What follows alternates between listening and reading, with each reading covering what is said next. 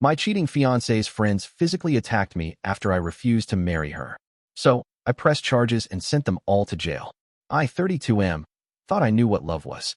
We'd been together for 4 years, engaged for 1, and the wedding was only 3 months away. Everything was set, venue booked, invitations sent, even my suit tailored. I was ready to spend the rest of my life with her. Then, last Thursday happened. I'd been pulling extra hours at work, trying to wrap up a major project before taking time off for the honeymoon. My boss had been writing me hard about deadlines, so I was staying late almost every night. That particular evening, I finished earlier than expected and decided to surprise her by coming home with takeout from her favorite Thai place. I still remember the smell of pad Thai and green curry filling my car as I pulled into our apartment complex. I was smiling, imagining her face lighting up when I walked through the door. We'd barely seen each other all week due to our schedules. Something felt off the moment I put my key in the lock. Music was playing, not her usual playlist, but something slower, more intimate. When I opened the door, I heard laughter from our bedroom, followed by a man's voice. My stomach dropped. You know that feeling when your entire world shifts beneath your feet? Like gravity suddenly works differently? That's what hit me as I stood in our living room, takeout bags growing cold in my hands. I should have yelled, should have made my presence known, but something primal took over. I set the food down silently and moved toward our bedroom. The door wasn't fully closed.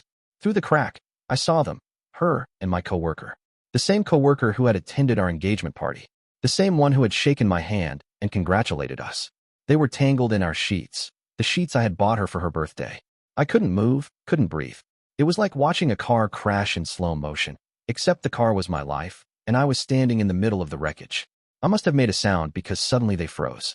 Her eyes met mine through the doorway, and I'll never forget the look on her face. Not guilt, not immediately, but annoyance at being interrupted. That split-second reaction told me everything. It's not what it looks like, she said, scrambling to cover herself. It's funny how that's always the line, isn't it? As if my eyes were playing tricks on me. As if there was any other explanation for finding my fiancé in bed with another man.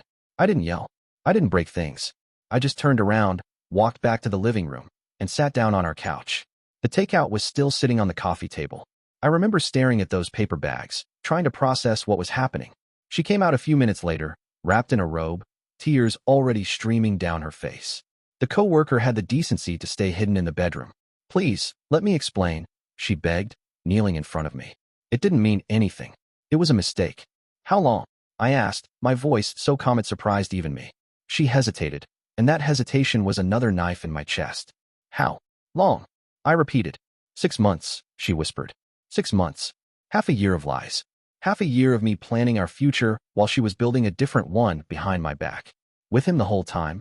She nodded, unable to meet my eyes. I stood up, suddenly needing air. I'll be back tomorrow to get my things. I'll stay at a hotel tonight. No, she grabbed my arm.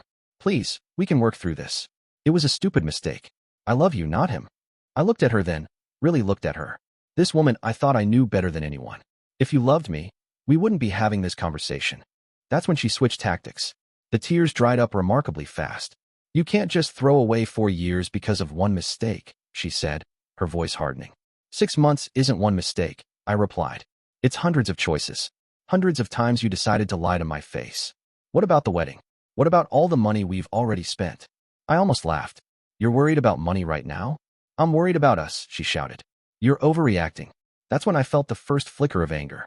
Overreacting? I just found you in our bed with another man. How exactly should I be reacting? People make mistakes, she insisted. If you really loved me, you'd forgive me. The manipulation was so transparent, it was almost impressive. I'm leaving, I said, moving toward the door. I'll text you when I'm coming to get my stuff. As I reached for the doorknob, she made her final play. If you leave now, don't bother coming back. I turned to look at her one last time. I won't.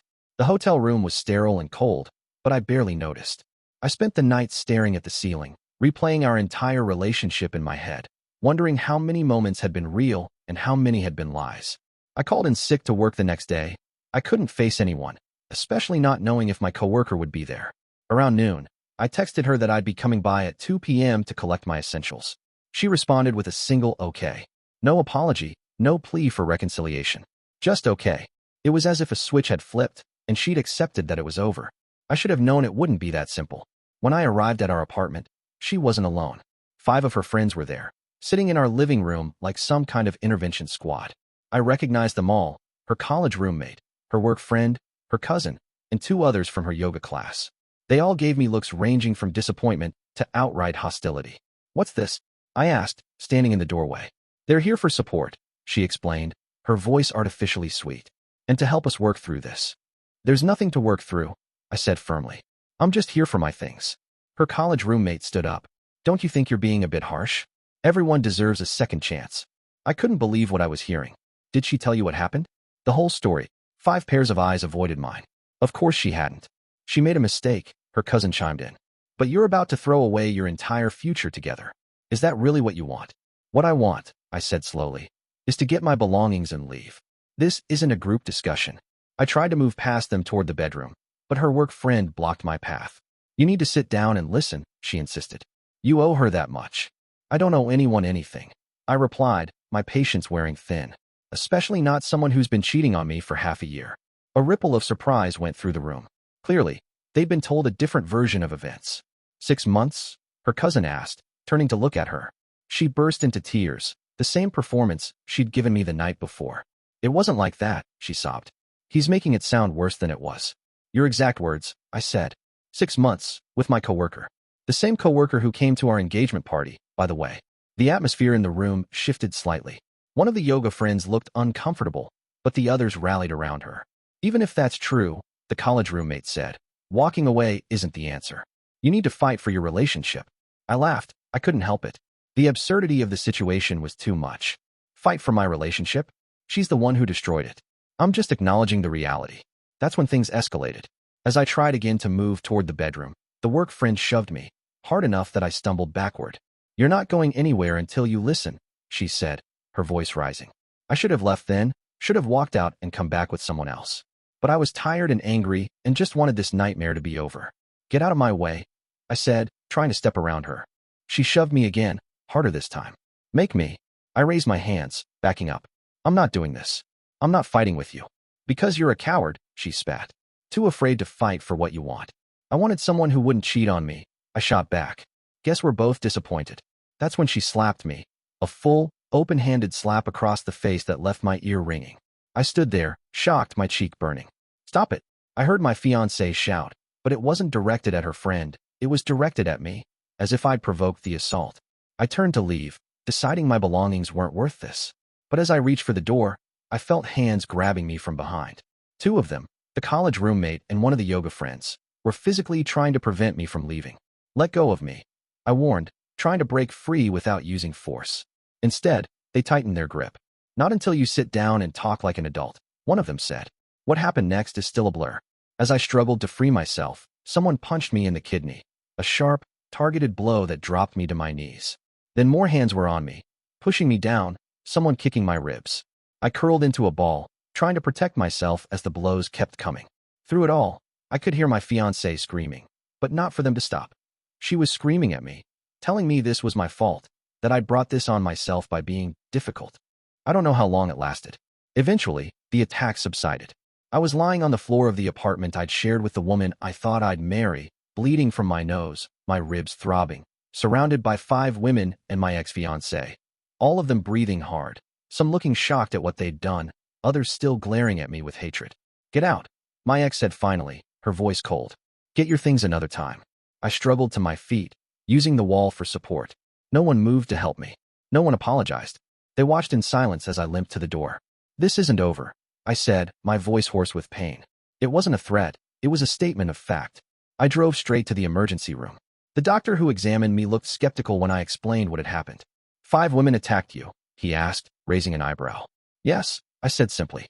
He documented my injuries: 2 bruised ribs, a split lip, contusions on my back and sides, and a sprained wrist from when I'd tried to break my fall. The nurse who took photos of the injuries was more sympathetic, quietly telling me I should file a police report. And that's exactly what I did. From the hospital, I went directly to the police station. I gave my statement, showed them the medical report, and filed for a temporary restraining order against all 6 of them. The officer who took my report was professional, but I could see the disbelief in his eyes. A man claiming to be assaulted by a group of women. It didn't fit the usual narrative. "Do you have any witnesses?" he asked. "No," I admitted. "But there might be security cameras in the hallway of the apartment building." He nodded, making a note. "We'll look into it. In the meantime, stay away from them. All of them." I hadn't planned on doing anything else. I checked into a different hotel, took some painkillers, and tried to sleep. My phone kept lighting up with messages. From her, from some of the friends, even from family members who had somehow already heard a twisted version of events. I turned it off. The next morning, I called a lawyer.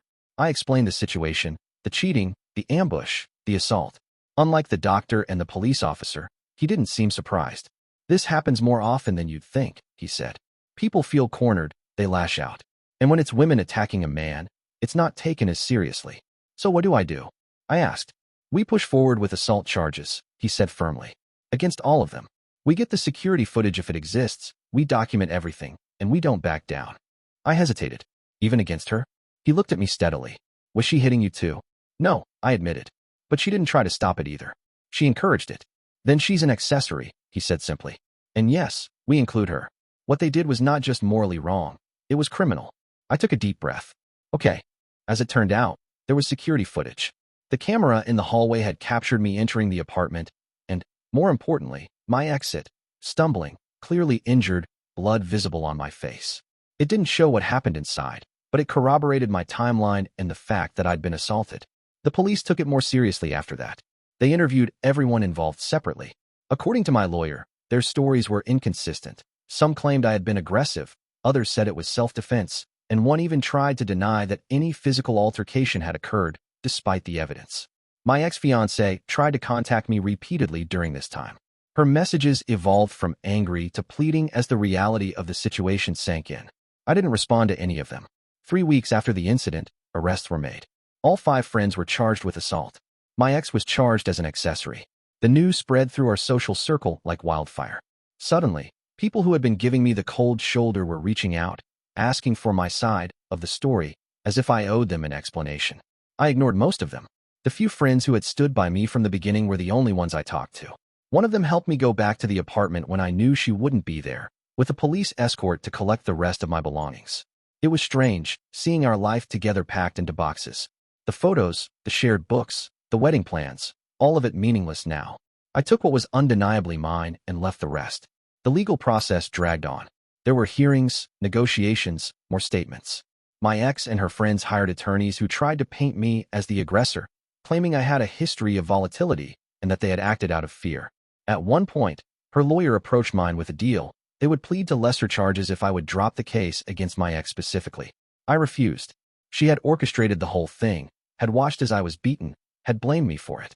She deserved consequences just as much as the others. The strain was immense. I had to take time off work, both for the legal proceedings and because I simply couldn't focus. I started seeing a therapist, trying to process not just the physical assault but the betrayal that had preceded it. Some days were better than others.